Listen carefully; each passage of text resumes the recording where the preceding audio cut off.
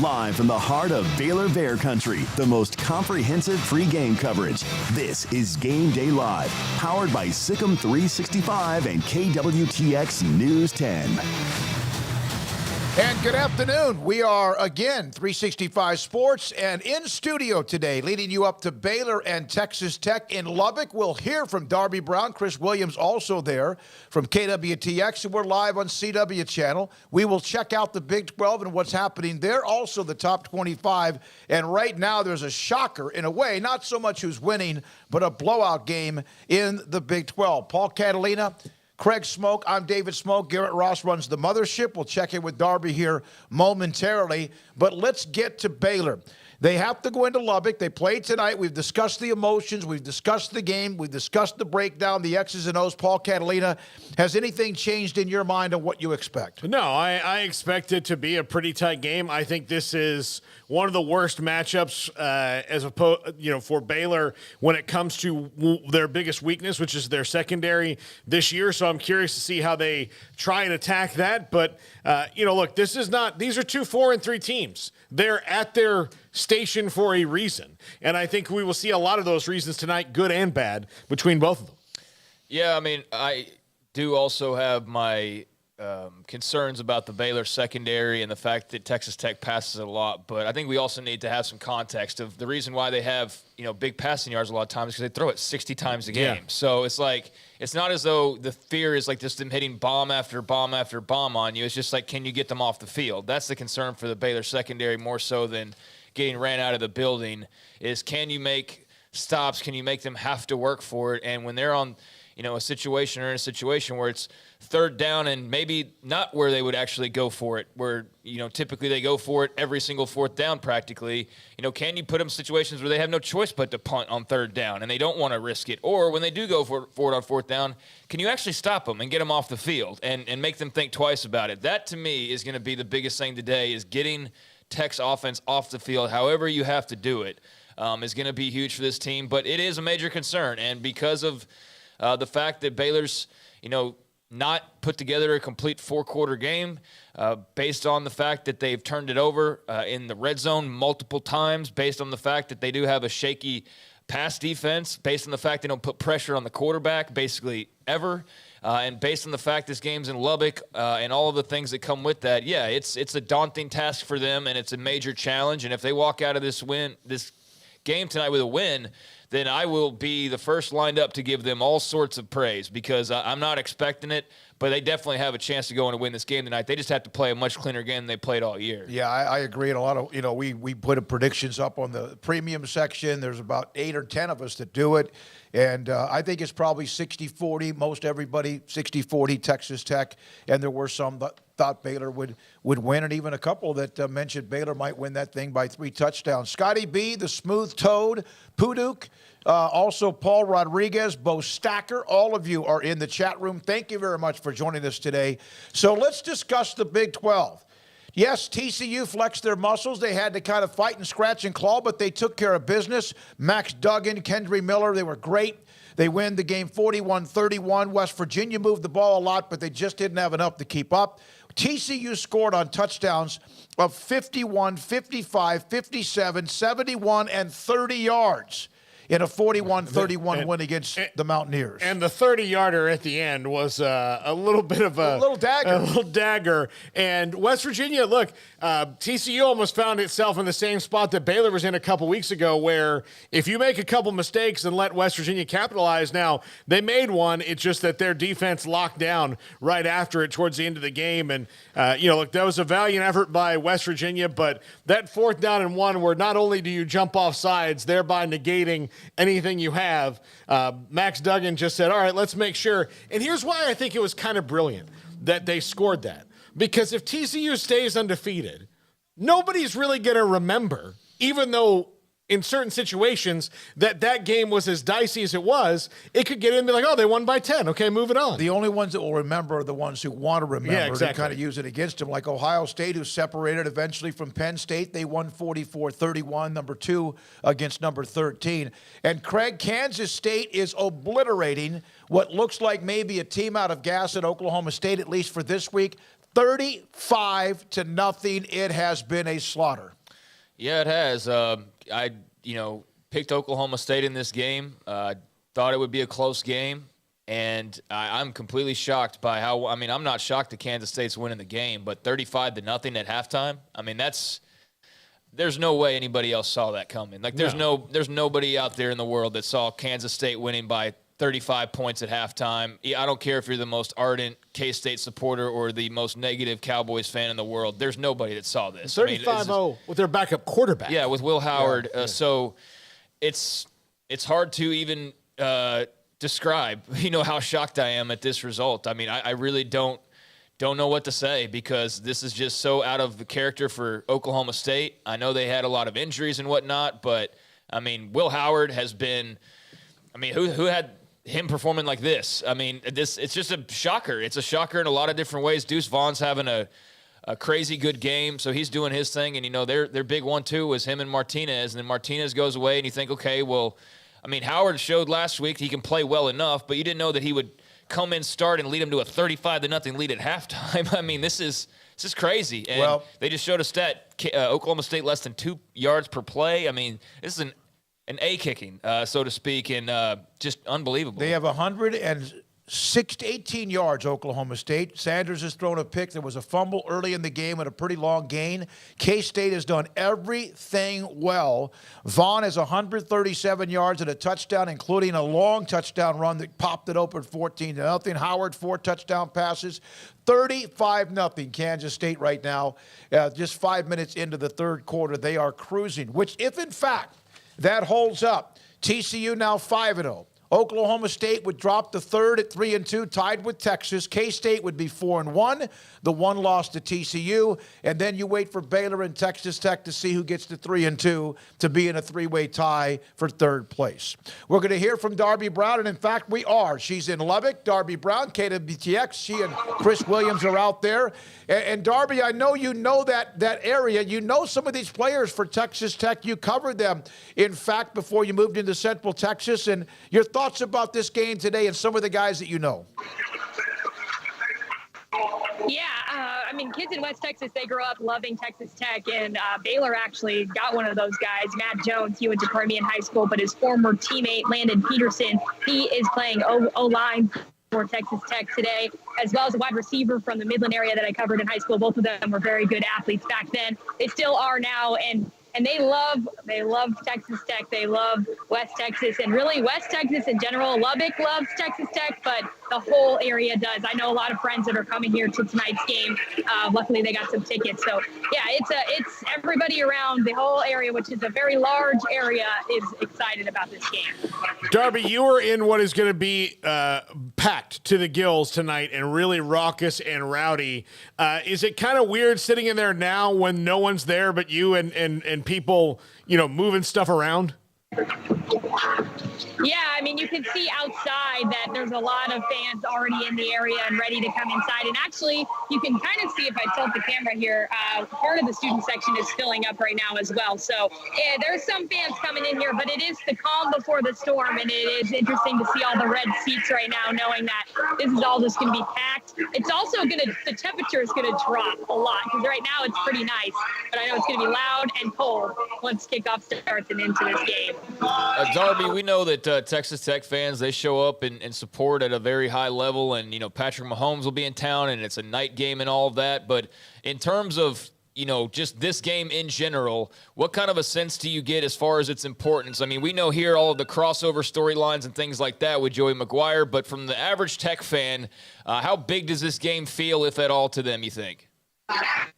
Yeah, I think it feels big because of the success that they've had this year. I think they're really fired up about Joey, about what they've been doing here, and I think it does seem like almost a mile marker. If they beat Baylor, it's going to feel almost bigger than just one win. But, of course, I think within both teams, they're all just talking about going going 1-0 and making the game just the game. But I do think the fan base would just get, if Tech pulled it out, I think it would be another big win that they would look for, like that Texas win and, success that they haven't experienced in a while. But obviously, Baylor's trying to do everything they can to keep that from happening. I do think the fan base would be pretty fired up about this one.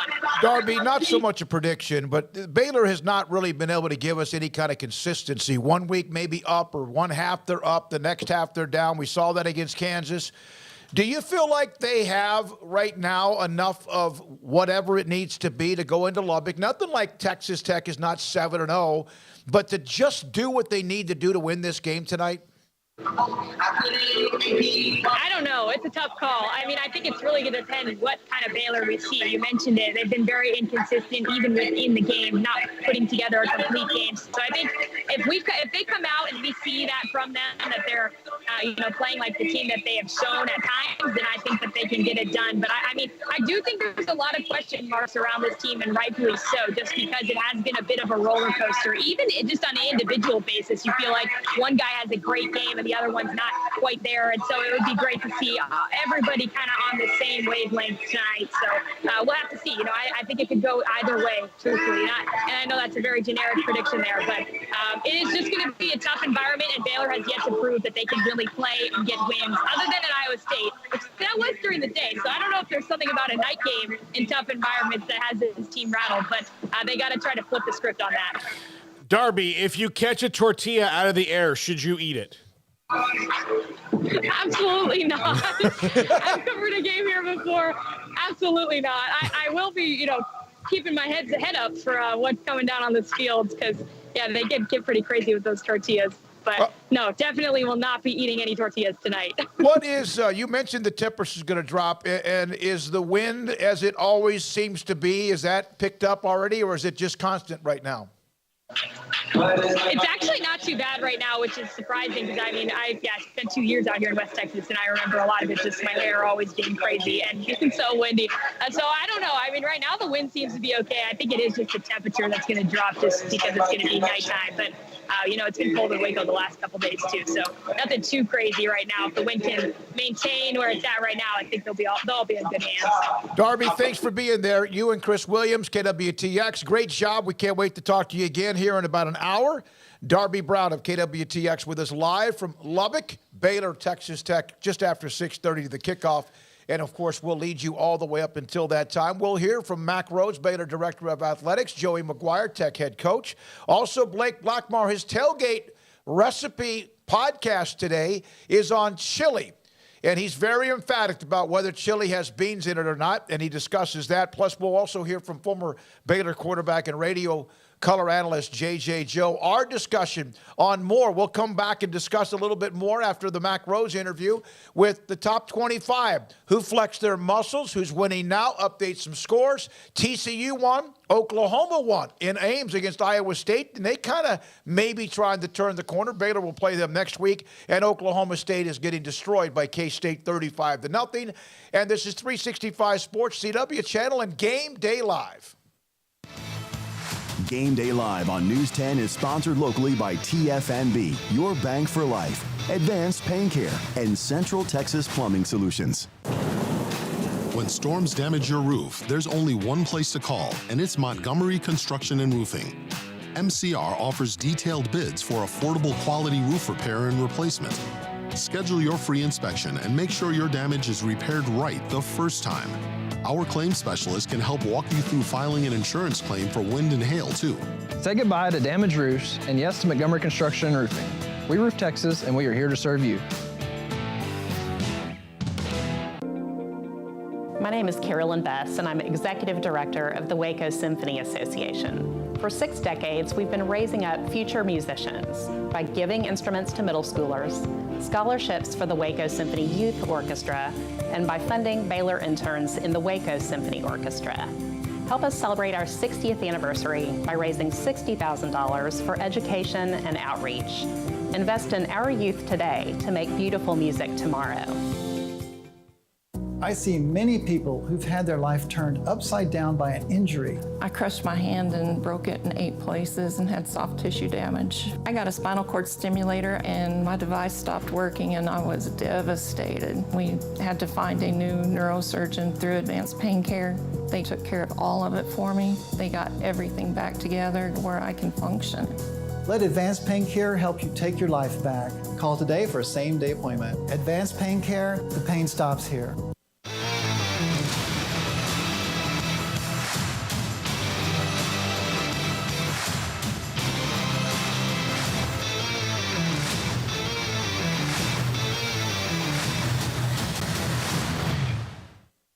Mack, thank you very much. I know the commissioner obviously had a chance to visit with him, was in town. He mentioned a week ago about hoping that could be something done with the television network deals in a couple of weeks, and it seemed like today maybe tapped the brakes a little bit on that. Is it still something that could be on the horizon and not tapping the brakes? Yeah, I think that, I think that he's been certainly cautious, but I don't think, from when he made that statement to today, I don't think we feel any different. I think we're very, very optimistic, and I think something will get done here very, very soon. Mack, I was really interested to hear him talk about and repeatedly talk about the television partners also not being just about paying you guys money for the rights to your games, but promoting and selling the Big 12 like, most networks would that have a thing. I'm always curious, does it bother you as a commissioner or an AD in the Big 12 that, certain conferences get the full meal deal when it comes to promoting, and the ACC, Big 12, and some of the other ones don't get as much on that? Wouldn't you want to promote every show that you have almost equally? Yeah, so I think, Paul, that's a really good question. I think there's, I probably look at it from 2 different angles. First, obviously, is yes. And I think, he talked about meaningful conversations with the TV partners, and when we think about meaningful, it's beyond the rights fee, as you mentioned, right? It's really about, are you all in with the Big 12? Do you really believe in the Big 12? Do you really believe in the 12 member institutions? Again, speaking about when Texas and OU leave, and you. Are you in terms of helping us grow our brand and promoting the league and all of those things? And so I think those conversations have been very positive, meaningful, however, whatever descriptor that you want to use. But the other part of it, too, is we got to do our part. We as Big 12, we've got to win. We've got to win at a high level when you think about, all of our sport programs. But obviously, so much attention when we think about TV media dollars and CFP, so much of it on football. And, we've got to do our part. And there's no doubt in my mind that we will. And we're in the process of doing that. I think men's basketball has certainly shown that when you think about, the last 3 Final Fours, really the last 3 finals have had Big 12 participants, and obviously the last 2 national championships. But football, we've got to do that, and I think we will. And so I think there's both of those things coming together, and when they do, I think it's going to be really special for the Big 12. Yeah, I think I've said on here a few times, like all that marketing towards the SEC doesn't matter if they don't have like 6 teams win national championships in a 12-year time, or whatever the insane number is. That certainly helps matters when the teams are winning. Max, speaking of winning, your team, Baylor football on Saturday, hosting homecoming, got a win over Kansas, able to snap a small losing streak, and certainly a little bit stressful there towards the end. But your thoughts on homecoming weekend and football getting back in the win column? Homecoming is man, it's never what it can be unless your football team wins, and we were fortunate to win. And again, I'm always going to be transparent and candid. I was probably really, really excited about the first 25 minutes, and then not so much the next 30, and then excited again the last 5. And I think you saw, a glimpse of what this team can be when we're playing complementary football. We're not, making mistakes, unforced errors. I'd like to maybe reference them as that, but and look, that's a really good Kansas team, and certainly blessed and fortunate to get a win, and now you got to turn around and we've got I think a really, really tough matchup in Lubbock. It's hard to play there. It's hard to play there at night. They're a good football team, and so it'll be a terrific matchup challenge for us. Joey Maguire was obviously interested in the job when Matt Rhule decided to go to the NFL, and David Aranda was your choice to replace him. And obviously last year, 12-2, National Coach of the Year, an incredible run. And then Joey left midway through last year, which is his opportunity to go to Texas Tech. How did your relationship with Joey, from the time you made the decision with Dave Aranda to the time he left, how was that, and has that changed? Yeah, it's I think there's a balance there. The minute he made that decision, obviously, extremely happy for him and his family, and and so all of that, completely supportive of the transition. But you're now the enemy, and I love you, but now you're on the other side, and the relationship changes. It has to, and that's the reality of it. And they're trying to beat us, we're trying to beat them, and off season, and maybe some specific other moments. Those are the times for the friendship and to connect. But right now, this is a big game, and we're trying to do our best to go in there and play at an elite level and beat a really, really good football team.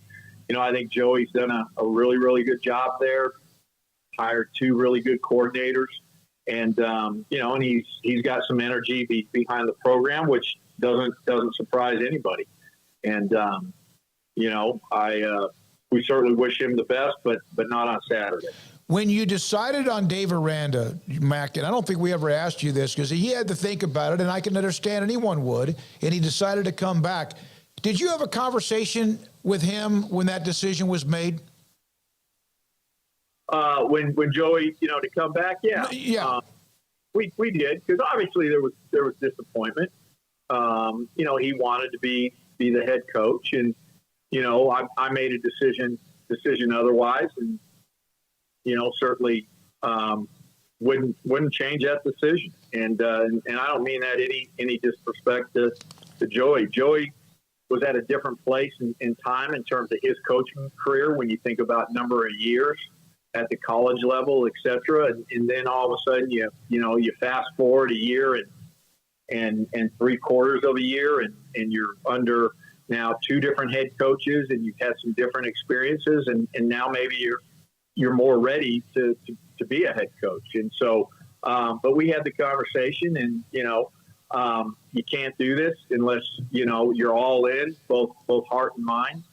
And I think certainly think Joey was, and again, you throw on top of the whole COVID stuff, and it was it was a hard time, but he handled it well. I think Coach Aranda handled it exceptionally well, and Joey got the opportunity, and again, like I mentioned, happy for him.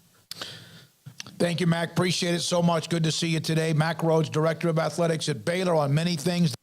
Richard Carr and his team are standing by the Bears in all sports this coming season, but Richard Carr's passion for football started many years ago when he was a trainer for the football team. In addition to his alma mater, Richard Carr also loves selling quality cars and trucks to his Central Texas neighbors. Whether you want the unbeatable GMC Sierra truck loaded with luxury and strong and tough for the workday, or the performance and ride of a Cadillac or Buick SUV, Richard Carr has an amazing lineup of vehicles for you. Stop by for a test drive, contact them online, or call and say Sikkim and you're immediately a VIP at Richard Carr Buick GMC Cadillac. Find them at Highway 6 at the Imperial Exit or at richardcarr.com.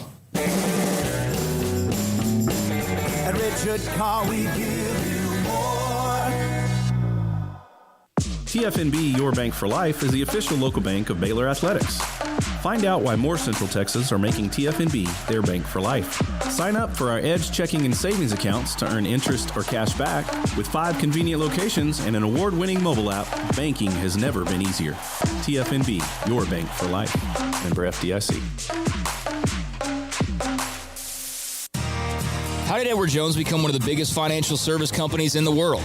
By not acting that way. Financial strategies, one-on-one advice, it's a big difference. And that's why Brad Wilson, your Edward Jones financial advisor, makes sense of investing. Experience the difference for yourself. Brad Wilson, 250 Sharon Drive in Woodway, 254-776-4337. Edward Jones, member SIPC. Pizza, burgers, and Bears football. There's no place around Waco that serves them all other than Bubba's 33. Come show your green and gold and enjoy some of Waco's best food and beverages while watching your favorite team, the Bears. When real Bears fans get hungry, Bubba's 33 is the #1 spot for ice-cold drinks, hand-stretched, stone-baked pizzas, and bacon-infused burgers. Join us for indoor or patio dining. Bubba's 33, Waco's restaurant and proud supporter of Baylor Bears football. Sick 'em, Bears. In Texas, there's pea-size hail and baseball-size hail. Guess which one hit our house? We didn't even know where to begin, but we called our Texas Farm Bureau insurance agent, and he was so reassuring. He knew exactly what to do to get our house back into shape and our lives back to normal. Now, we're even more thankful for the roof over our heads.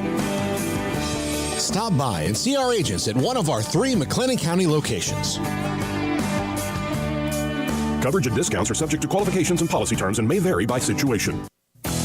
Three Nations Brewing Company has 16 different beers on draft with a new beer every Friday. It also offers 2 air-conditioned tap rooms, a large indoor beer hall, a second-floor mezzanine offering a great overview of the brewing company and equipment and patio where you can relax under the shade. Plus, you can now experience the new Three Nations Beer Garden Grill on our shaded patio. Grab a cold beer and enjoy a bite from our freshly prepared and delicious menu. Street tacos, quesadillas, freshly cooked burgers and dogs, and veggie burgers too. Nachos and so much more, all prepared and cooked on site. So come visit the award-winning Three Nations Brewing Company on East Vandergrift off I-35 in Carrollton.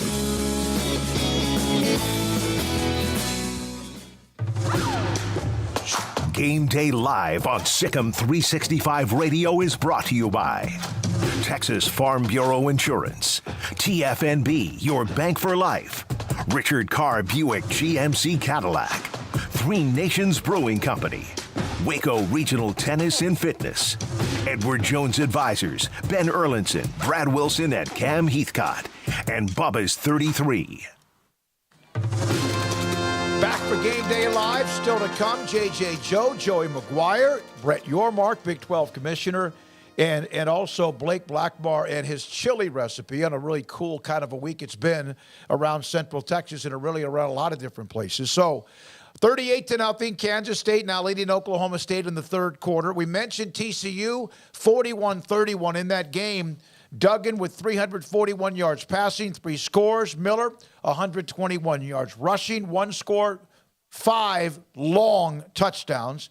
And they win 41-31. They just had too much for West Virginia, who played pretty well. But Oklahoma, and I got to admit this, I got home from playing golf this morning. I got home and I'm looking for scores, and I went, oh, Oklahoma won against Iowa State, which is really not something I normally would not have forgotten about.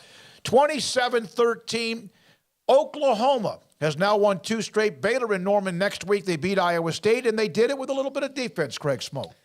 Yeah, they did. I want to say this first about Iowa State, and this has no bearing whatsoever on Oklahoma and what they did today, but Iowa State sucks. I mean, my gosh, man, to be 0-5 in conference play now at this point, to manage just 13 points against the defense that's been reeling, and we'll give Venables and company credit. They're eventually going to get that defense stout, and, having the open week, I'm sure, helped a lot. But it's just kind of inexcusable at this. Like, Matt Campbell should not be 0-5 in Big 12 play ever at this stage, and here they are. And quite frankly, outside of West Virginia, I don't know where a win comes from. I mean, they might be staring 1-8 straight in the face with the way things are going right now. So just the offense, 3 interceptions from Hunter Deckers.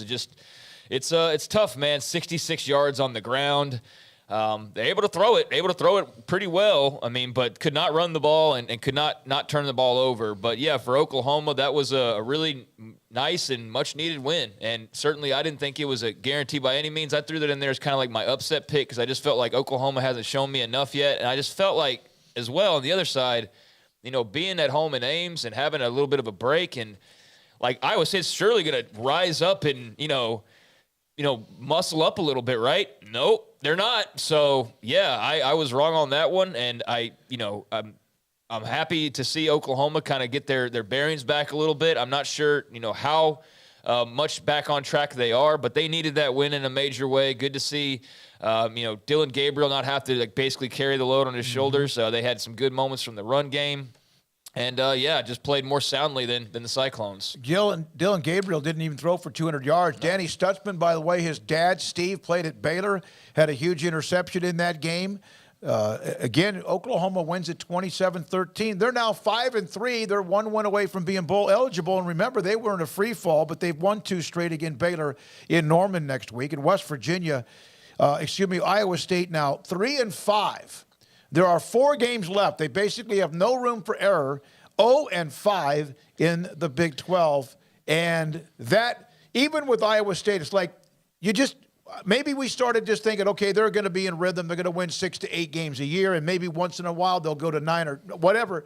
And it just hasn't happened. They had the one run where they lost to Oklahoma in the championship game, and they've been in a 5-year streak in bowls, but this is one that now looks bad. I do think that one of the things that probably has not happened the way that they might have thought it would, especially after that the year they lost to Oklahoma, the recruiting probably hasn't been as good as they would have liked, especially on offense. Defense, you cannot say anything really bad about their defense. Look, holding Oklahoma to 27 is good defensive output for anybody who plays Oklahoma. That's a good defensive output. Now, that doesn't mean you should be able to automatically win a game when you give up 27 points, but against this Oklahoma team, usually a team that holds them to 27 would be very much in that game, and Iowa State never really was. So they've got to, especially in the offensive side of the ball, maybe change up not completely what they do, because, the kind of football that Matt Campbell wants to play, but he maybe needs to look at who he's getting, because I think that's probably where there's a deficiency between the two sides of the ball. Well, I mean, they're never going to get top 10 recruiting classes or top 25 for that matter. I mean, and if they do, it's going to be more one-offs than it is with any regularity. And that's the problem. And that's the,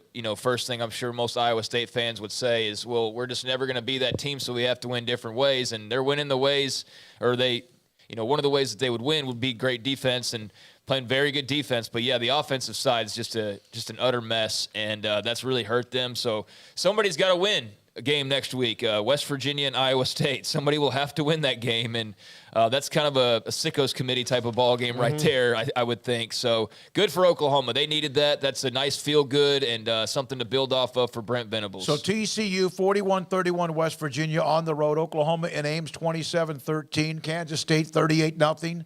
And they have the ball back again after a 4th down pass was incomplete with 2 minutes and 13 seconds to go, third quarter. Baylor and Tech, and we're about to get into that. Yeah.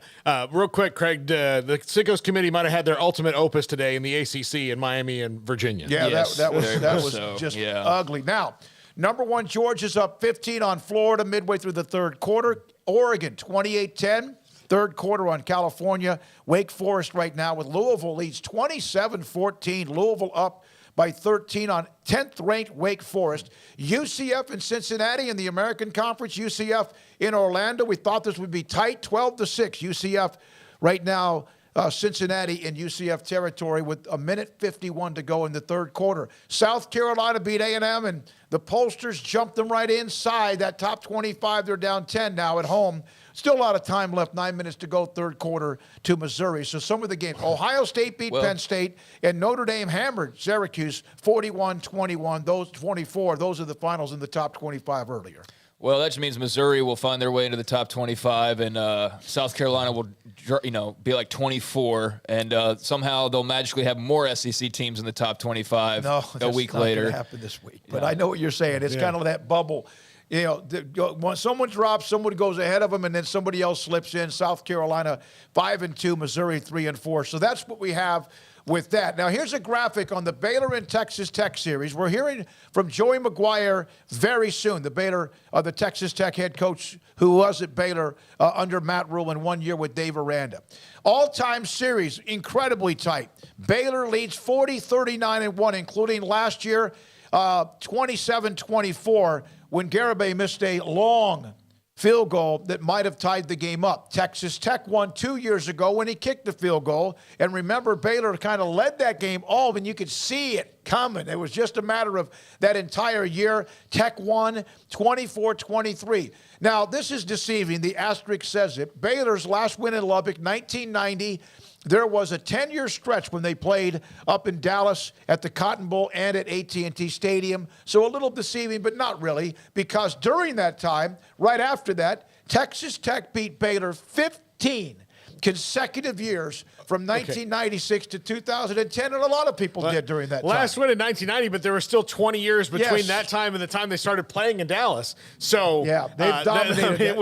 It's just not Lubbock is not a place, and I've said this several times. Ian McCall was the athletic director then, and when they called him up and said, "Would you guys like to play in Dallas?" he probably said yes before they got Dallas out of their mouth. Sorry, I would add just on the other side of that, you won 15 straight and you still trail the series by 1. Yeah, so that's kind of wild. Because here's the bottom line. At the bottom, Baylor had an 11-year streak. Over 14 years, 1947 to 1960, they had a huge lead, and then Texas Tech had that amazing run. And the last 10 years, it's been hit and miss. I think Baylor's had slightly the edge. They even remember Patrick Mahomes as being honored tonight. The entire time he was at Texas Tech, he had the massive game that, in fact, won the last time they played in the year that Baylor closed out their season, Texas Tech and Mahomes winning the game. I think the turning point in this not being kind of one-sided in Baylor's favor, and I don't know what the exact setup was, but I know my first few years here, they didn't lose to Tech, and then it was that when everything fell apart year, and the Texas Tech game after they had beaten Patrick Mahomes a couple times, it was when just basically everybody had thrown up the "we're out of here as soon as this game's over" flag, including one of the assistant coaches' wives, and basically saying, well, they've already got jobs lined up. I remember getting that tweet in AT&T Stadium as Patrick Mahomes was running havoc, and that's kind of when this started going back more towards 500 with that game right there. But, yeah, they had some success prior to that. Terrence Ganaway returned an onside kick for a touchdown. Baylor won in 11, 12, 13, 14, 15. Tech then won in 16 and 17. And, of course, 16? That was part of the Mahomes year. And then 18, 19, Baylor, 20 was Texas Tech, and then Baylor last year. So that's 1, 2, 3, 4, 5. 8 of the last 11 Baylor has won in this particular series. When we come back, we're not done. We're going to hear a lot of interesting storylines in this game. Joey Maguire and some of his staff, support staff, recruiting staff, and assistant coaches with Baylor ties. Dave Aranda, of course, he went to college, was a graduate assistant at under Mike Leach at Texas Tech. But Joey, of course, very recently, his thoughts about this week, his team, Baylor, and more. Game Day Live on CW Channel and 365 Sports. Central Texas Plumbing Solutions is the team you can count on to go the extra mile and resolve your plumbing problems quickly and thoroughly, getting it done right the first time. We want to wish the Big 12 champion Bears great success this season. Sick 'em Bears.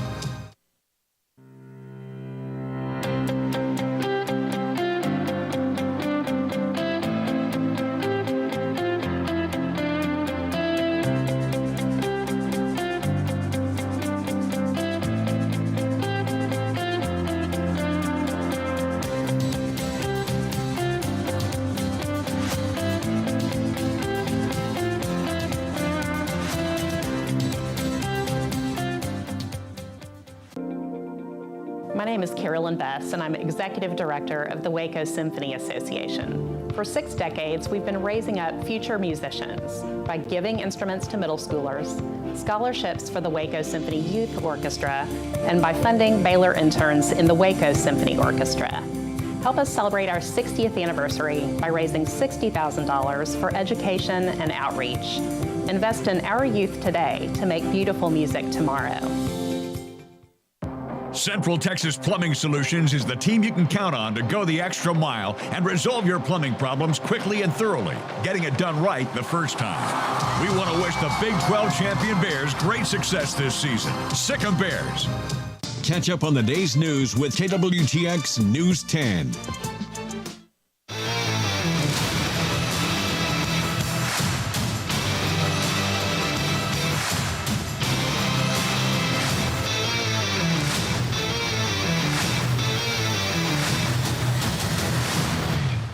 Texas Tech football coach Joey Maguire with me, David Smoak on 365 Sports. Texas Tech at home against Baylor. Does this game mean anything more to you than anyone else you've played this year? The one thing that I told the team today, because we practiced today, and I told them, I said, it can't. It's got to be that we're focusing on being 1-0 and it's our next opponent. That's what we try to do. Whenever you start doing that, you get out of whack with what you're trying to do as a program and what you're trying to build. So we're going to really focus on just being the best versions of ourselves, and we've played well at home, and see if we can do it again. So last year when this team, Texas Tech, of course, played Baylor, it was in Waco. I remember I texted you late in the week. I said, where are you going to be? And you said, probably as far away as I can be, because it was still kind of awkward and strange of how where you were and what you could do or not. And so now you're in the game. You're playing against the team you used to coach for. Is that different? There's going to be, I'm coaching against some of my great friends. I mean, I love Sean Bell and David Wetzel. Those are my guys. And, that staff, I mean, I usually shoot them a text, a lot of them after they win. And, as soon as I got off the field when we beat Texas, I had a bunch of texts from that staff. And so, that's a little different. And then, the majority of that roster I was a part of in some way or another recruiting, and so those guys, I love those kids, and they're such great kids. I know that's going to be a little bit different looking across the field and seeing them, playing against them. What has surprised you the most about your team this year? I think, a couple things. The buy-in, they bought in really, really quick. And then, we it's not always pretty, but, our guys fight really hard. They play really hard. There's been times, especially on the road that we could have that the games could have got out of hand, but we didn't allow it to, and really actually fought back. We should have had a 3-point lead in the fourth quarter against K-State, and we were up at half against Oklahoma State. And so, man, these guys, they really come out and they play really hard. When you look at the Big 12, and you've been a part of it long enough, and you were around it because they used to recruit when you were in high school, but at coaching Cedar Hill, is this as deep as it's been, this conference right now? Yeah, it really is, and there's a couple of reasons. I mean, I think the level of coaching is really good in the Big 12, but you're also looking at. I mean, I think COVID has a big effect on it too. I mean, whenever I look at Baylor's roster and knowing these guys, I mean, they got an old group. They got with Khalil back this week. 4 of their 5 O-linemen, normally would not be playing college football. I think Ben Sims is a fifth-year guy. He would be, but you're talking about some guys that have played a lot of football and started a lot of football on that team, and on both sides of the ball. At linebacker and in the trenches. I mean, I know there's some youth in the skill, and but shoot, I remember. Christian Morgan is a freshman blocking a punt, in 2018, I think, and I think it was 2018. Yeah, 2018. And JaMychal Hastings scooping and scoring. So there's a lot of old guys on that team, and it's like what we played. I mean, I think when we played Oklahoma State, their 4 defensive linemen normally wouldn't be in college. So you're playing older guys, and I think that's what's creating some really good depth in the Big 12. Has that also helped you? It has. I mean, we're really young on offense. We'll have everybody back, minus maybe one that will declare, but we'll have everybody back. And then defensively, we have some guys. I think our defensive end will declare for the draft, and we have we got a safety and 2 linebackers that, they wouldn't be in college football. So it has where we're not. Where we're really not as old, especially on the offensive line. We're pretty young. We start a lot of young guys, and trying to grow them up. And the last 2 weeks, we tried to go as fast as humanly possible and tempo the last 2 teams we played, and that helped the offensive line a lot. Your quarterback room, we had discussed it with you during Big 12 Media Days with Shuck and then Donovan Smith, which we saw a glimpse of last year, and then, of course, this young man that looks really, really impressive in Baron Moore. You probably didn't know if you'd have to use all 3, but, again, all 3 could play, and they've proven that. And Baron now has stepped up and is the guy. Is he your guy? Our plan is to play all 3 of them, in some way or another. I mean, they all do things that give us a chance to win, and they're all 3 playmakers, so our expectation is to play all 3 of them. Joey, you saw Blake Shapen, but mainly it was Gary Bohannon's team, and of course a couple of times when you were there, it was 3 years, it was Charlie Brewer's team. And there was some guys that came in, transferred in, and it was Charlie took over, and then that was obviously a transition. What did you see, though, with Blake, who had the spectacular Big 12 championship game? He's now the quarterback. What did you see when you watched him in practice every day? He has a lot of, I don't know if the right word's moxie or what. I mean, like the dude, he's got something about him that's different. He's got a lot of confidence. Being a baseball player or a former baseball player, I mean, he can throw the ball at different arm angles. He's got a strong arm. He's got a quick release.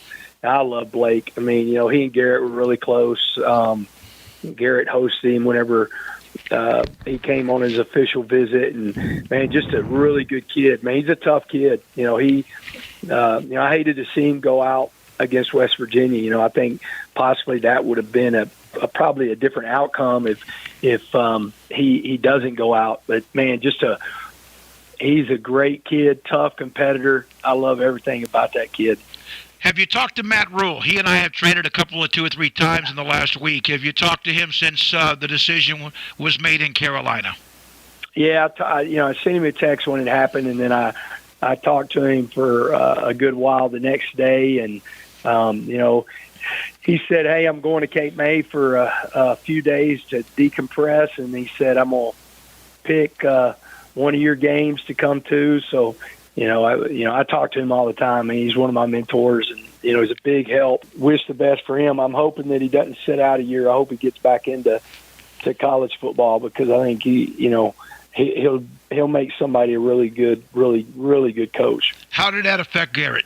It was tough. It was really tough from the standpoint he loves Coach, and I just told him, I said, "Man, this is the nature of the business, and it's a tough business." And I said, but there's guys on that staff that are going to get other jobs that are going to be looking, what do you do every day whenever you walk into the building? Are you working your tail off and having a great attitude, or the other way around? And I said, if it's the other way around, man, then you're going to get a bad reputation. So you got to go to work. He was fired up that they won today. I know that on our family group text. He was really excited. You seem to be, and you've always been such an incredibly energetic, positive, happy guy, but you seem to be maybe at peace as much as ever before. Is that true? It is. I really love this place. I work for a great AD. They have shown how much they're going to support this program, and they want to be really good, and they've helped me, and anything and everything that we've asked for, they've done. And then the players, it's fun to come to work every day whenever you have a group like this that is really bought into what we're doing. Joey Maguire with us, Texas Tech football coach. So when you're at night and you're winding down, is it a screened back porch that you sit and just watch everything calm down for the rest of the night? Yeah. It's you can kind of open up the back porch, so it's enclosed, but you can slide the doors open, and right now watching, like we started right now. I don't know how much I'm going to sleep this week watching Coach Grimes in this Baylor offense. Man, they're really running the football, and Richard Reese has become just a guy that just chews up yardage. So I'll be sitting on that back porch, maybe having nightmares of what we're about to face. You guys put up a bunch of numbers. You play hard. Sometimes when you hear about a team plays hard, that means they're not very good. But you guys are 4-3. You just manhandled West Virginia. Is that something, wherever you've been, that is a whatever DNA of a Joey Maguire team is playing hard? Yeah, that's the number one thing that we talk about, is that we're an effort-based program, and that what's happening is the guys that are playing their best, they're also practicing that hard. So it's translating into Saturday, which is really good because we're having more and more guys buy in. But, I don't see how you can play this game without giving great effort. And, I think you've seen that. You definitely saw it last year with the Big 12 champs of how hard those guys played. Mm-hmm. In 2019, I go back to that group, how hard those guys played, and I always felt like my Cedar Hill teams played hard, and I just got lucky to be a part of staffs with Rule and Aranda to where that's such a fixture of how hard you play and the effort you practice with translates. We all know that it's a place that at night especially, it's always a great place, the home crowd, but a night game, an evening game, Patrick Mahomes being honored, Baylor in town. Can you even try to describe what it might be like? No, it's funny. Cody Campbell, whenever we played, who's on our Board of Regents and played at Texas Tech, when we played Texas and it was a sellout, he goes, I can't wait. I talked to him the night before, and he goes, I can't wait for you to experience the sellout and what Jones is like. And it was incredible. But last night I had probably 5 or 6 people saying, man, I can't wait for you to experience a night game. Yeah. And Jones, AT&T, and it being a sellout, and Pat being back in town, it's going to be a great crowd and a great atmosphere. Joey, I appreciate your time as always. Have a great week. Yes, sir. Thank you. Joey Maguire, Texas Tech football coach on 365 Sports. Game Day Live on News 10 is sponsored locally by TFNB, your bank for life, Advanced Pain Care, and Central Texas Plumbing Solutions. Hi, I'm Vic Fazell. During these trying times, you might want to just stay home. And at the law offices of Vic Fazell, we understand. That's why we're set up to handle your personal injury claim without you even having to come in. Just give us a call, and we'll take it from there. We can send any paperwork straight to your smartphone or computer. Don't delay, because if we don't put money in your pocket, you don't owe us anything. I'm Vic Fazell.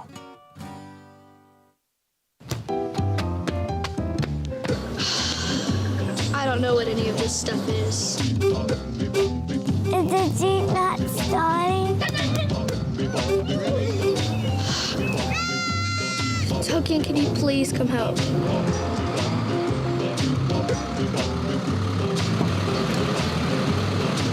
Y'all call for a tow? Yes. Y'all call for a tow? Yes. Call Tow King 24 hours a day for all your emergency roadside needs. At Dr. Smiley, you're always our top priority. Dr. Lee, Dr. Lim, and the friendly staff are committed to delivering exceptional and professional care in general, family, cosmetic, and emergency dental services. Get $24.99 implant, abutment, crown, 3D CB CT scan, and consultation. Dr. Smiley accepts Medicaid and most dental insurance. Call Dr. Smiley today at 254-732-2606 and book your appointment today.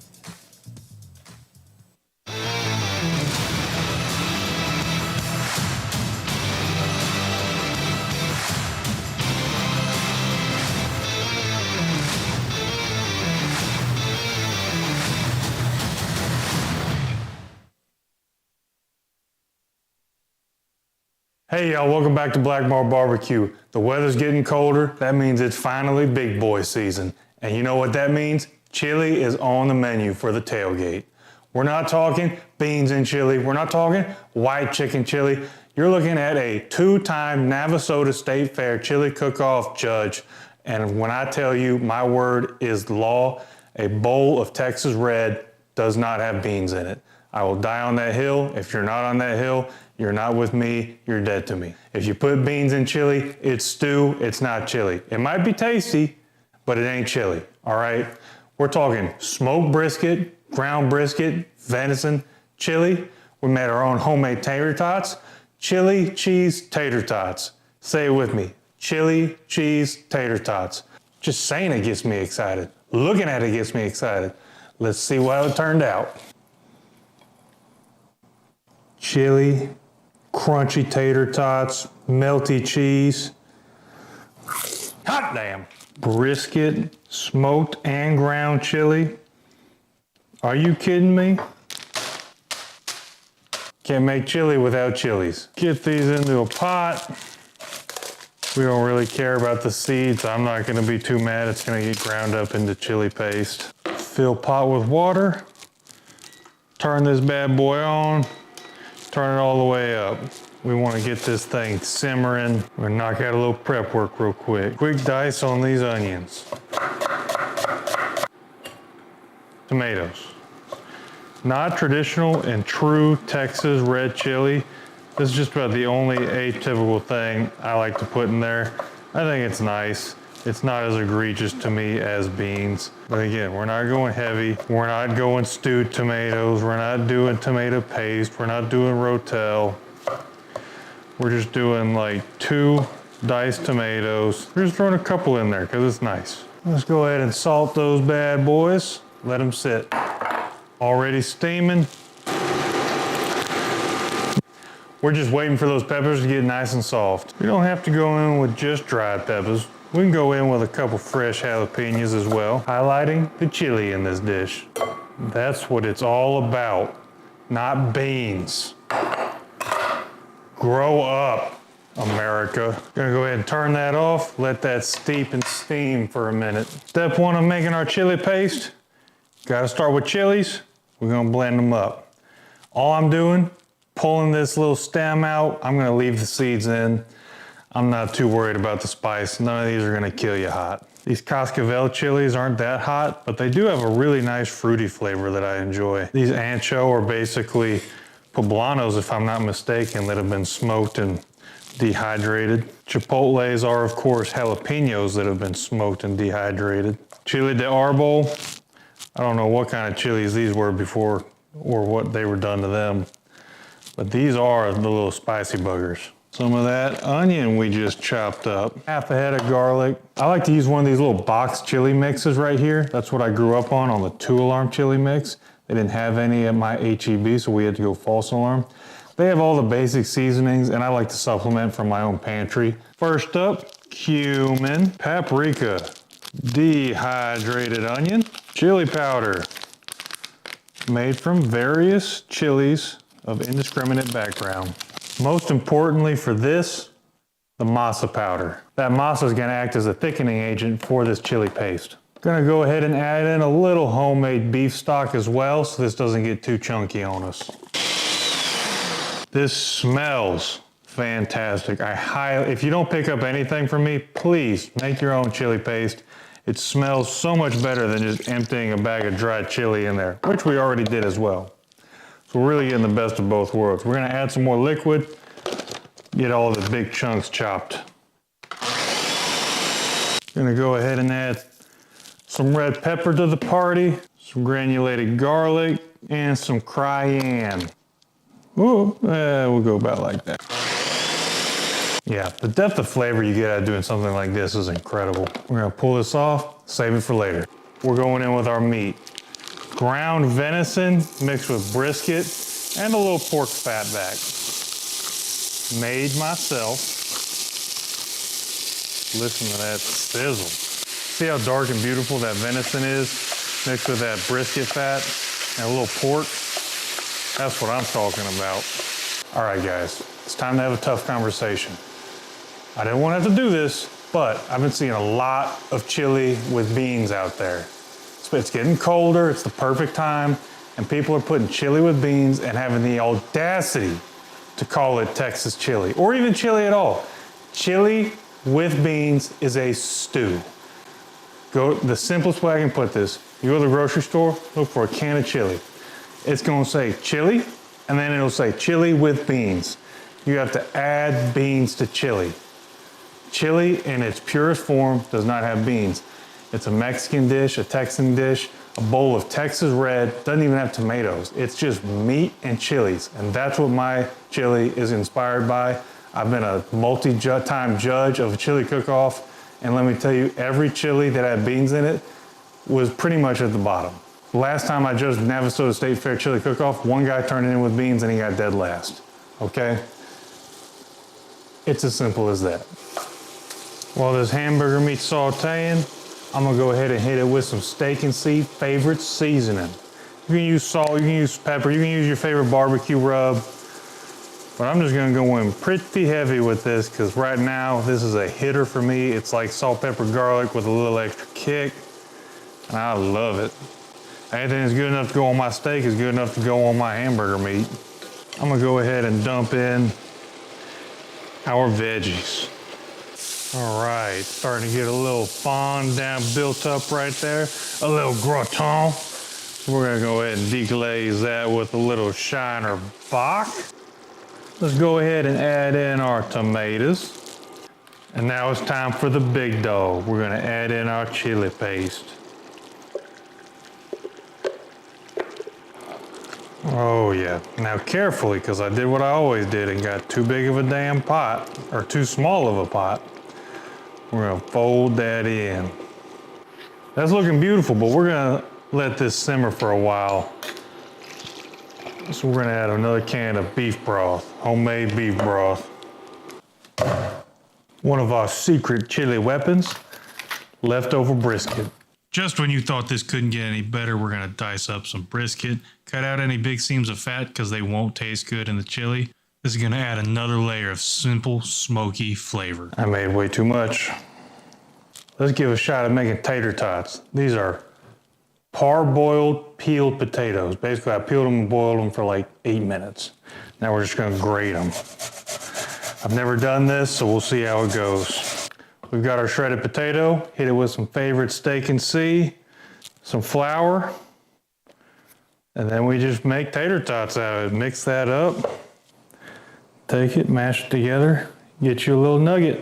Now we're gonna fry up our tater tots. We're doing it in a wok because it will use less oil and it's just a better frying vessel. Kind of like a shallow fry, not a full deep fry. That looks pretty good, so I'm gonna get the first batch in.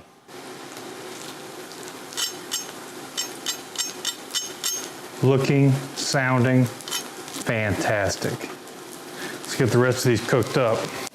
Let's give this little crispy tater tot a test run. Our chili is ready. Smoked brisket, ground brisket, venison, homemade chili paste. Doesn't get much better than this. Beans, don't even talk to me about them. We're not making white chicken chili. That's not chili either. We're not making freaking bean stew. We're making a bowl, or in this case, 2 gallons of Texas red brisket chili. On our homemade tater tots, we're gonna go ahead and pile that on nice and hefty. Oh yeah. Top this up with some fresh grated cheddar cheese, a dash of red onion, an ugly little dollop of Mexican crema. Let's see how we did. We got a little chili, cheese, tater tot, little brisket action all in one bite. Let's go. That's what it's all about. I'm getting legitimately fired up. I like my chili thick enough to eat with a fork.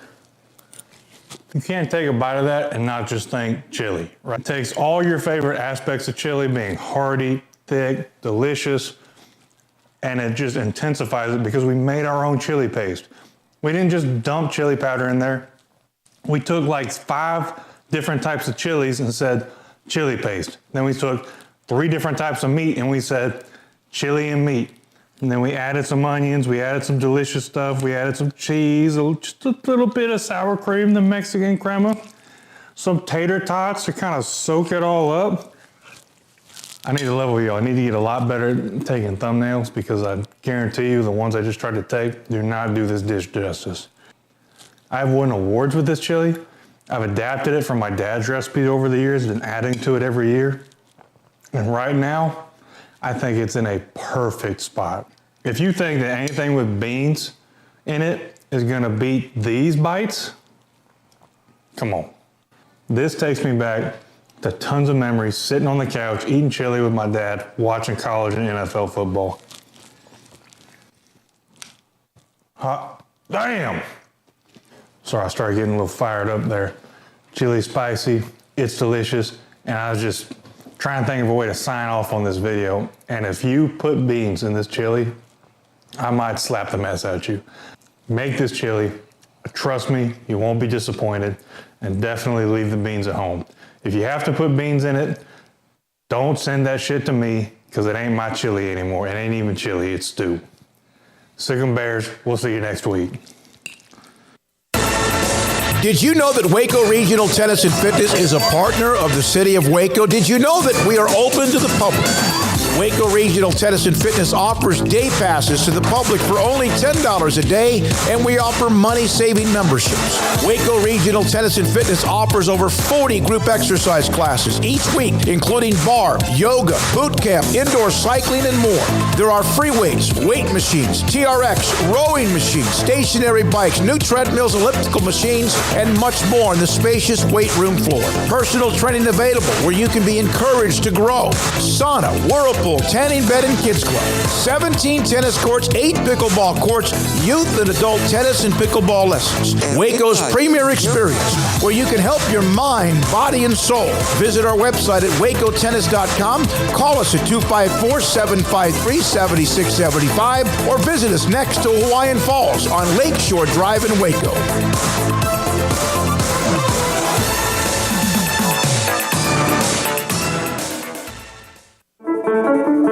One size fits all. That may be all right for an adjustable belt or cheap sunglasses, but when it comes to your financial needs, no one wants a one-size-fits-all strategy. Cam Heathcott, your Edward Jones financial advisor, knows that his most important goals are yours. That's why he takes the time to understand your needs, knowing you. That's how Edward Jones makes sense of investing. Cam Heathcott, covering Conroe and Houston, 936-756-7717 or cam.heathcott@edwardjones.com. Edward Jones, member SIPC. Pizza, burgers, and Bears football. There's no place around Waco that serves them all other than Bubba's 33. Come show your green and gold and enjoy some of Waco's best food and beverages while watching your favorite team, the Bears. When real Bears fans get hungry, Bubba's 33 is the #1 spot for ice-cold drinks, hand-stretched, stone-baked pizzas, and bacon-infused burgers. Join us for indoor or patio dining. Bubba's 33, Waco's restaurant and proud supporter of Baylor Bears football. Sick 'em Bears. TFNB Your Bank for Life is the official local bank of Baylor Athletics. Find out why more Central Texans are making TFNB their bank for life. Sign up for our Edge checking and savings accounts to earn interest or cash back. With 5 convenient locations and an award-winning mobile app, banking has never been easier. TFNB Your Bank for Life. Member FDIC. Three Nations Brewing Company has 16 different beers on draft with a new beer every Friday. It also offers 2 air-conditioned tap rooms, a large indoor beer hall, a second-floor mezzanine offering a great overview of the brewing company and equipment and patio where you can relax under the shade. Plus, you can now experience the new Three Nations Beer Garden Grill on our shaded patio. Grab a cold beer and enjoy a bite from our freshly prepared and delicious menu. Street tacos, quesadillas, freshly cooked burgers and dogs, and veggie burgers too. Nachos and so much more, all prepared and cooked on site. So come visit the award-winning Three Nations Brewing Company on East Vandergrift off I-35 in Carrollton.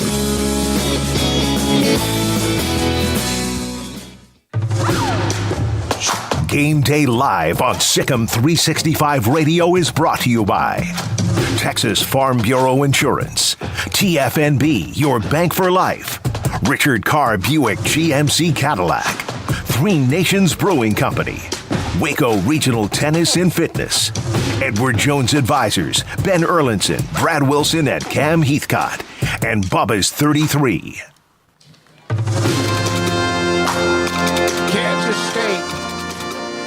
Kansas State has scored again, and they were lining up for an extra point against Oklahoma State, 48-0. 48-0. Kansas State leads, 9th ranked. They won't be anytime soon, as the Wildcats are just putting it on the Cowboys, and Kansas State will go to 4-1 in the Big 12. Yeah, and I think Spencer Sanders, I saw a tweet about him going to the injury tent at one point, and then Gunnar Gundy came in. So, yeah, all the wheels that could fall off basically have fallen off today for Oklahoma State. And, I mean, I know they were dealing with a lot, but, I mean, this is out of this world as far as just unexpected goes, to be beaten this badly and so one-sided and just not even anywhere at any perceivable point close to being a real game. I mean, this is an all-time beatdown and quite a statement for Kansas State. I mean, it's, as much of a bad loss as it is for the Pokes, it is a great win for K-State. The last chance they had to win this game was when the ball was kicked off to start. I mean that's basically just how it was. 504 yards of offense for Kansas State, 174 yards. Oklahoma State has the one pick. It's not like they've fumbled anyway. It has just been a beatdown. Kansas State clicking on all cylinders. And you got to wonder if K-State, after that 28-10, they blow the lead in Fort Worth, and, of course, TCU with the great comeback. If Howard, an extra week of working out with all the reps, and, I mean, they have dominated in every single possible way, 48-0, the score there. So TCU, they won earlier, Oklahoma won earlier, and now Kansas State is about to be right behind TCU, despite the loss last week in the Big 12 standings. The winner of Baylor and Oklahoma State will jump into a tie with the Baylor and Texas Tech will jump into a tie with Oklahoma State and Texas in the Big 12 standings in third place. Well, and also, look, Oklahoma State, showed they've got Cade Warner, Kurt Warner's son, I believe, caught those 2 touchdown passes. Yeah, he's pretty good. I saw him. I thought he was good against TCU. Yeah. Knowles, we already knew Matthew Knowles was good. I mean, he was, or Malik Knowles. Malik Knowles was good. Malik Knowles was good. He had a really good game today, and they just came at it from every kind of different angle you could. It's just been an impressive game for Kansas State. So that is going on 48-0, and Mike Gundy and company will regroup and obviously try to lick their wounds and get into the next part of their season. Ohio State beat Penn State. Notre Dame beat Syracuse. Syracuse was 16th. Irish will probably be ranked next week. Oregon, it's been at times a little bit dicey, but against California, they just have too much, and it's 35-10, now 35-17. At one point, California had got within a touchdown or so, but that's Bo Nix, 366 yards and a couple of touchdowns. So that game is all Oregon at this point. Georgia 42-20 late in or early fourth quarter against Florida. Here's the one that's another blowout. Louisville, 48-14 against 10th ranked Wake Forest with 6 turnovers in that game. UCF has gone back ahead of Cincinnati, and they have the ball, or they have just gone for 2, and they missed it, 18-13 with 4:36 to go. 25th ranked South Carolina down 13, start of the fourth quarter to Missouri. Wake Forest didn't just have 6 interceptions. They had 6 interceptions in a quarter, and 2 of them were pick sixes. So, there you go. I never was a believer in them as a top 10 team. I felt like they were a pretty good team. I never quite fully bought in, though, to top 10 Wake Forest, but they had, earned that spot by, having a nice start to the season, and getting Sam Hartman back certainly just boosted those feelings. But, yeah, I think reality's setting in a major way. Still surprising, though. All right, there's games tonight as well. Some of the ranked teams, Kentucky, USC, Kentucky at Tennessee, USC, Arizona, Michigan State at Michigan, Ole Miss is at A&M, 6:30. Pitt at North Carolina, back in the top 25, and Stanford at UCLA. I got it. We'll go. What? I just want to say I did fist pump when UCF went up, because I'm very far behind in our picks, and if I get that one right, I pick up 2 on. So earlier this week at the tip-off luncheon, Brett Yormark, Big 12 commissioner, was in town to speak to the tip-off luncheon. He was also in town having a Big 12 conference call. Mack Rhoades, of course, was in that meeting. I had a chance to visit with Brett Yormark about some of what he has said recently about the television deals, and he had mentioned last week that they might have something in the next couple of weeks, maybe tapping the brakes just a little bit when he was here earlier in Waco. Big 12 Commissioner Brett Yormark with me, David Smoak on Sikkim 365 Radio. Man, you're nonstop. This is you, right? Hey, this is me. I mean, I'm all about energy and trying to push the ball forward, and we're off to a great start. You, about a week ago, said that there could be a chance in the next couple of weeks that something is decided when it comes to television, network, extension, whatever. You feel even better about that now? It's a work in progress, but I'm feeling very optimistic. I think there's an opportunity to get something done. Both ESPN and Fox have been very engaged. That being said, at the end, if we feel that it's in our best interest as a conference to pause and wait 16 months, we have the option to do that. Don't forget, this was all about accelerating those conversations, and everyone's been fantastic. You know, the process has been great, but the fallback is, you know what, let's wait it out. I would prefer to go early. I think gaining stability and clarity for our schools is paramount right now. I think it would be a validation of where this conference is going. It would credentialize our vision. But if we have to wait because we think we're better situated in 16 months from now, then that's what we'll do. Would it be a disappointment if you don't get it done early? No, not really. I mean, for me personally, it's been great to spend as much time as I have with both ESPN and Fox to better understand how they define partnership, not only now but in the future. So I take that as a great, learning opportunity for me personally. So it wouldn't be disappointing at all, in fact. But we'll see what happens. I mean, I think over the course of the next, hopefully a couple of weeks, we'll know more. What would be the reason you don't? Is it because of just pure numbers? Yeah, I think it comes down to economics. But as I've also said, it's not just about the economics, although they're a big driver. I want a real partnership. Given where we're going with the Big 12, as we want to contemporize and build our business and our brand and become more national, we need strategic partners that want to help in that effort. So a lot of the conversation that I've had with ESPN and Fox is how can you be part of that process in building the Big 12, in amplifying and elevating everything we do. So as much as the economics have been a part of the conversation, so has that. Would it be a short-term type of deal if you do it, or is this going to be one that when you say of an extension, it goes to 24-25? Would it be 2-3 years, or could it be that 5 to 7 years? It would be enough term, to get done, to get the work done that we need.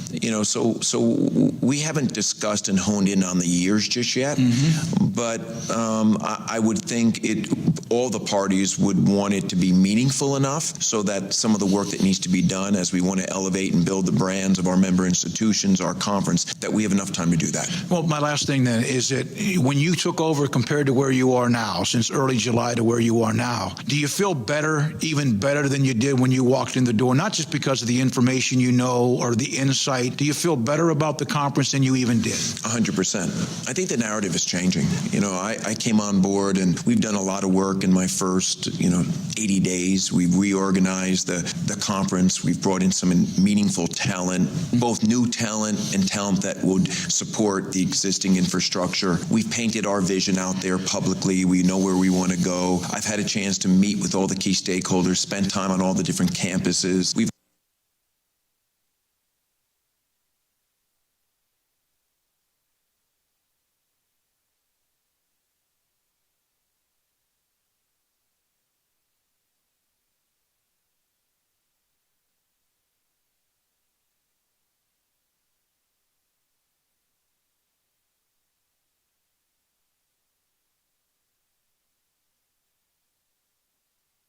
What sets Hillcrest Dental Care apart is our vision of how we want to care for our patients to improve their health and their quality of life, whether it's the teeth, the gums, the bite, or the smile. Because I didn't feel anything at all. When I woke up there, I had everything done. I go to the restaurant to eat, and the waitress said this, "You got new teeth." So they noticed it too.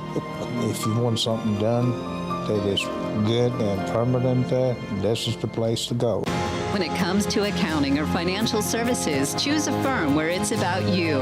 At Patillo, Brown & Hill, we empower our clients to thrive and grow with a strong professional partnership that gets to know you and your business. Our longevity is a product of our top-notch team of innovative thinkers, critical problem solvers, and dedicated partners who provide a clear and comprehensive plan for your financial achievement.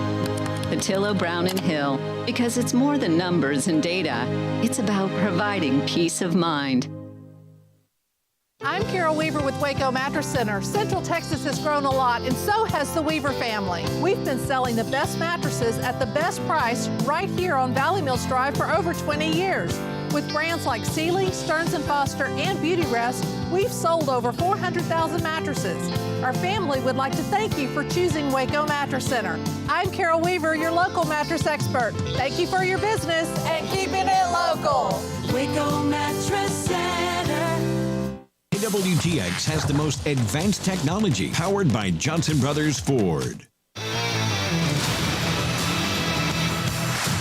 Game Day Live is back. As we wind it down, we'll take you up until 6 o'clock. Baylor and Texas Tech, of course, television tonight just after 6:30.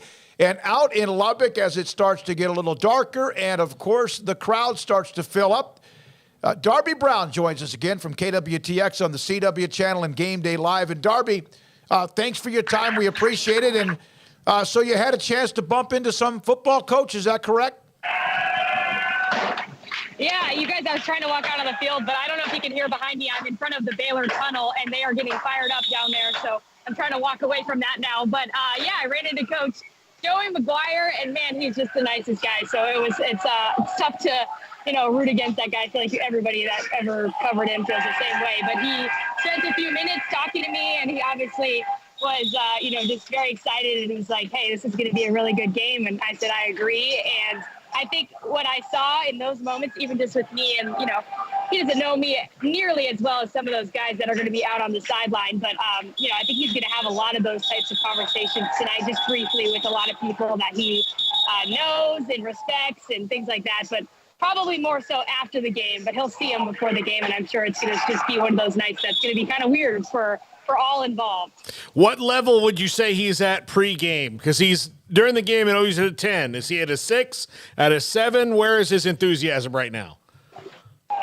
I mean, he just looked really happy. I would say he looked normal. I don't know, normal enthusiasm, but he had the biggest smile on his face. He just seemed really happy. I think he's just really happy here at Tech and excited about the group he has, and was really excited about this opportunity tonight to coach against a team that he knows and loves and respects. But I can tell you who had level 10 enthusiasm was Blake Shapen. I've never heard him. I can't really say, oh, Chris is coming to help me out potentially with the camera here.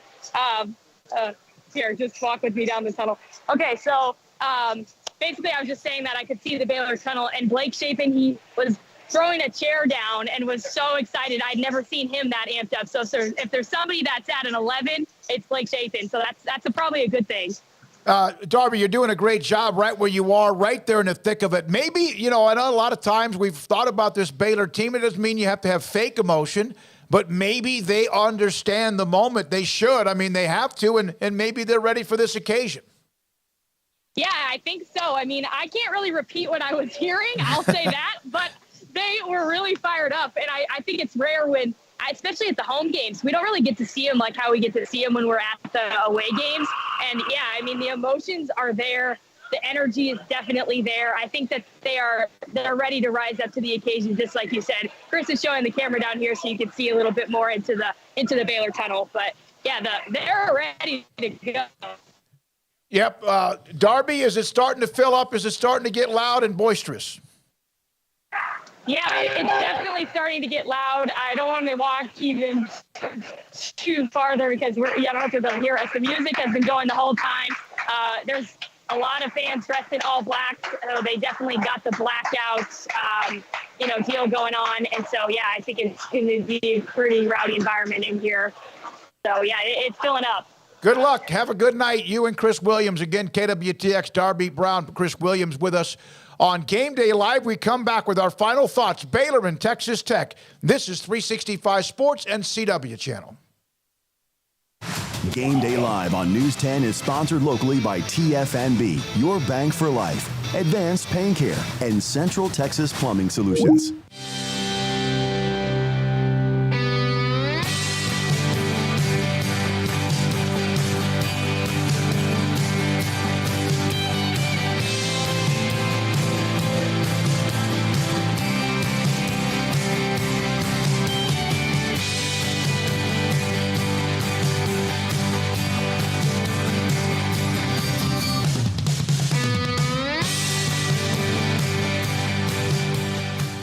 An accident followed by chronic pain, it can be devastating. I was in a firefighting accident and hurt my back real bad. My surgeon didn't want to complete the surgery. That's when I turned to advanced pain care, and they've really kept me going. We recommended a spinal cord stimulator for Mr. Johnson. Once you turn on the stimulator, the patient doesn't feel the chronic pain anymore. The stimulator, I start seeing results immediately. I mean, you wake up and you're going, where'd the pain go? Let us help you take back your life. Call us today. Advanced Pain Care, the pain stops here. We all are experiencing how the current crisis is affecting our communication. Conducting virtual meetings or classes from the workplace or your home while maintaining security, efficiency, and effective communication throughout your organization is the new normal. Asbel Electronics can set up your business, school, or house of worship with hardware kits to enhance your virtual meeting experience and provide secure market-leading Cisco WebEx meeting or Teams for your face-to-face communication. Call Asbel Electronics at 254-824-0237.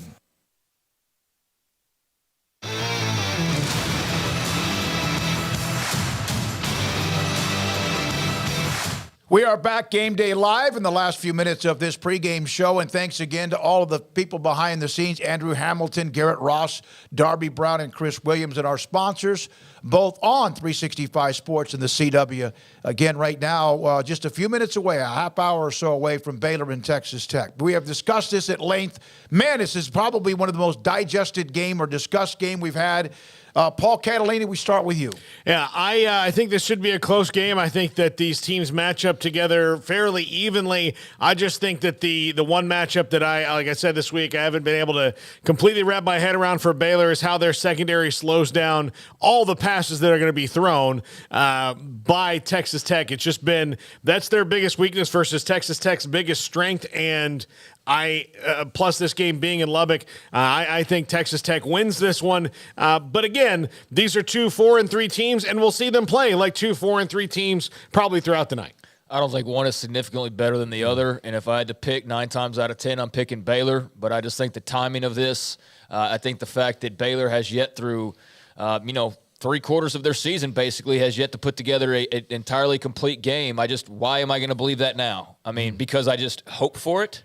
Well, I'm not hoping. I'm going to look at what we've actually seen, and I think they're pretty even. I think the environment tips the scales in the favor of Texas Tech, and so I think I said like 32-31, just to demonstrate how close I think this game will be. I don't think it's a matter of Tech is way better. I just think they have the advantage if you're going to break it down. They've got a couple more than Baylor has tonight. If it was in Waco, would you pick Baylor? Yes, probably, yeah. I think we probably would. Two teams that are trying to get a little separation also move into the conversation because of the loss today of Oklahoma State to Kansas State. All of a sudden, you're just a half game back, really, of being in the championship game with still plenty of games to go. I have Texas Tech 38-33. You had Texas Tech winning, and Craig just mentioned his prediction. So that's what we have. Garrett Ross, you want to throw in something or not? Nope. Okay. So, again, we'll be back on the air, post-game show, and so much more throughout, of course, what we do.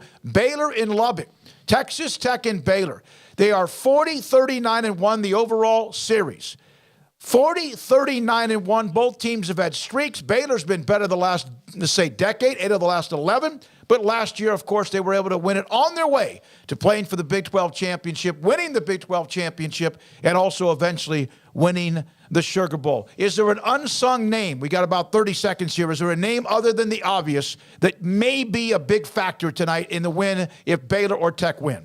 I would say the unsung name would be someone from the secondary because we have not sung their names very much this year. Yeah. So if Baylor wins, it's going to be somebody who plays in the secondary getting their name sung, like Christian Morgan or Snacks or somebody like that. Yeah, I mean, Christian Morgan kind of came to mind. I don't know why. I think Richard Reese tonight might be able to have a big night. I know this. There has been some players who have been on social media kind of grumpy. Go win. One of them can't play tonight, but the other one can. Go make a play. Go speak for the team and not so much for yourself. This is Game Day Live. Thanks for your time. Central Texas Plumbing Solutions is the team you can count on to go the extra mile and resolve your plumbing problems quickly and thoroughly, getting it done right the first time. We want to wish the Big 12 champion Bears great success this season. Sick 'em Bears. Come experience modern luxury living at Portico at Friars Creek in Temple. Enjoy our pet-friendly Tuscan and loft-style Texas-sized floor plans with desirable features like stainless steel appliances, vaulted ceilings, designer colors, expansive walk-in closets, washer and dryer connections, high-speed internet access, and so much more. You'll love our community amenities.